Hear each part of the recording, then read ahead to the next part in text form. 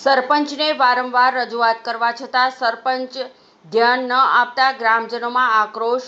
ભાટેરી મૂળગામ અને ખોરી ફળિયામાં સ્મશાન ભૂમિ મકાનની સગડી ન હોવાથી ખુલ્લામાં અંતિમક્રિયા કરવી પડી હતી. વરસાદ થતાં અંતિમક્રિયા વખતે ભારે હાલાકી વેઠવી પડી હતી.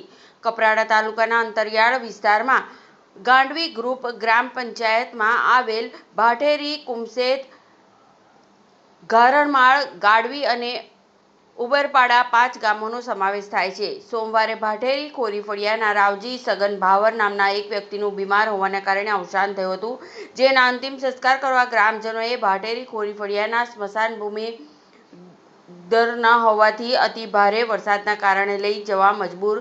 સ્મશાન ભૂમિમાં પણ નથી, જેથી અહીંના લોકોને ગામમાં કોઈ મૃત્યુ પામે ત્યારે ખુલ્લામાં આકાશ નીચે અંતિમ સંસ્કાર કરવા પડે છે.